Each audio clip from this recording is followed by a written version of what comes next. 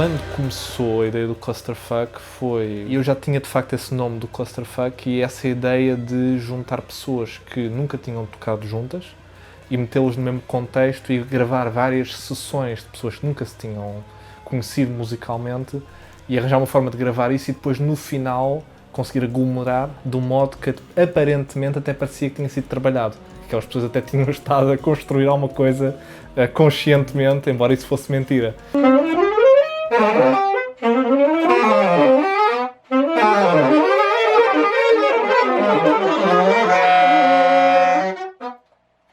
E imediatamente senti, se for só eu a fazer isto, é mais previsível.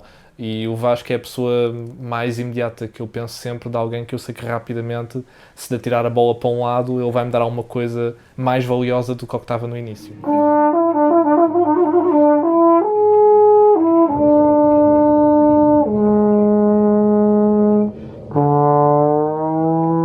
Isto logo à partida sou logo super interessante porque, lá está, isto remete, acho eu, imageticamente, remete para o Miles Davis, não é? Com as gravações do Beaches Brew, em que ele já fez uma espécie de um protótipo disto, porque ele de facto deu linhas isoladas a cada música e gravou-os em separado e eles não tinham visibilidade daquilo que ia ser o produto final, portanto logo aqui já era super aliciante. E basicamente nós aqui, obviamente, dentro da nossa falsa modéstia, tentámos automaticamente ajustar isto indo um passo mais à frente. Portanto, o princípio, acho eu, é quase o mesmo, que é os músicos não terem visibilidade sobre aquilo que vai ser o produto final, mas pior ainda era sem chão nenhum. Se bem que isto depois tinha aqui uma outra componente, porque eles não estavam a trabalhar completamente isolados. A lógica aqui era pôr duas pessoas vindas de contextos supostamente diferentes, pessoas que não se conheciam, pelo menos, musicalmente, e pô-las de repente a ter que interagir sem qualquer chão.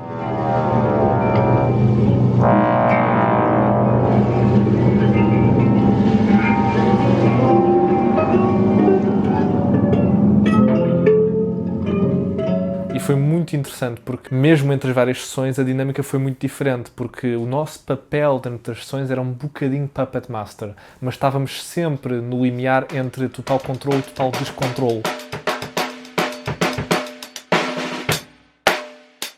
Mas o nosso papel sempre foi um bocadinho ambíguo, porque às vezes estávamos só como puros espectadores e outras vezes claramente como compositores in vivo na experiência.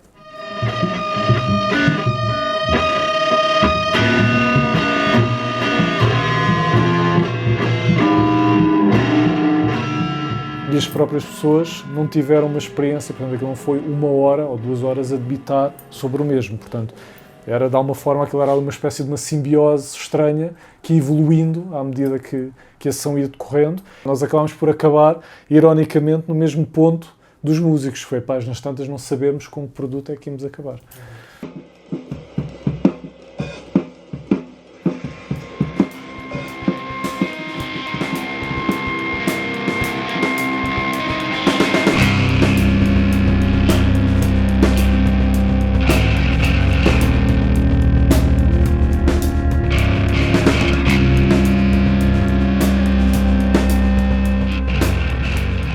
Houve sessões que preparámos previamente, portanto estruturámos muito aquilo que íamos fazer e houve outras que foi completamente ok. Vamos ver, e muitas vezes o que acontecia, as salas eram contínuas com vidro no meio e nós, os dois, à medida que a sessão ia decorrendo, íamos olhando e quase como não verbalmente tentando alinhar-nos e perceber, ok, vamos mexer ou não vamos mexer, portanto, havia ali toda uma dinâmica a vários níveis a funcionar que podia sempre correr mal.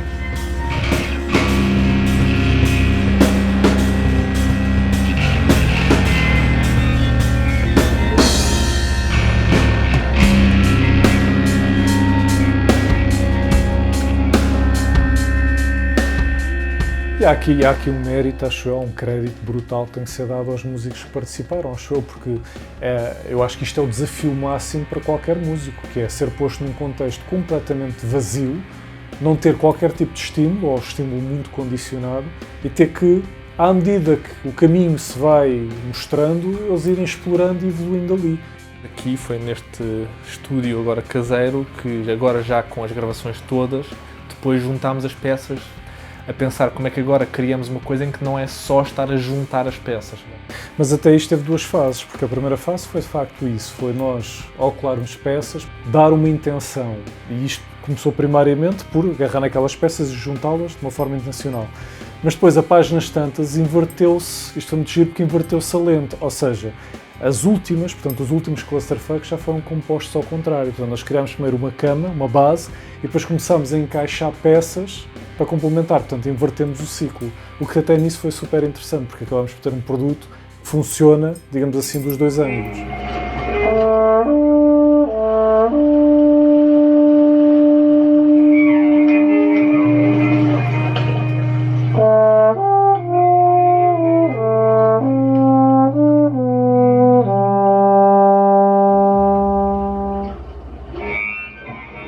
Ironicamente, eu acho que o Alex Gozblau, que desenhou a capa para este álbum, é quase como o último músico no processo de clusterfuck, porque ele, no fundo, teve que entrar, precisamente como todos os outros músicos, sem guia nenhuma, ouvir aquilo e reagir no momento um bocado ao que parecia estar a chamar a música. Portanto, ele conseguiu encaixar dentro daquele mundo e depois devolveu a imagem que lhe veio.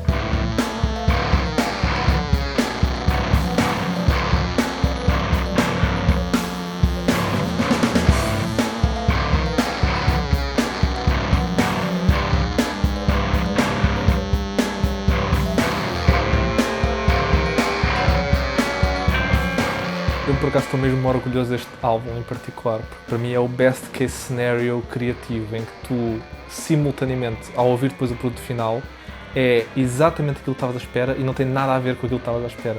Tem aquele equilíbrio de, ok, nós criámos as condições e mantivemos as condições e no final, de facto, deu um produto que nós nos orgulhamos, por um lado, portanto, tem um lado objetivo e planeado, mas por outro lado, nós nunca conseguiríamos ter planeado o que de facto aconteceu.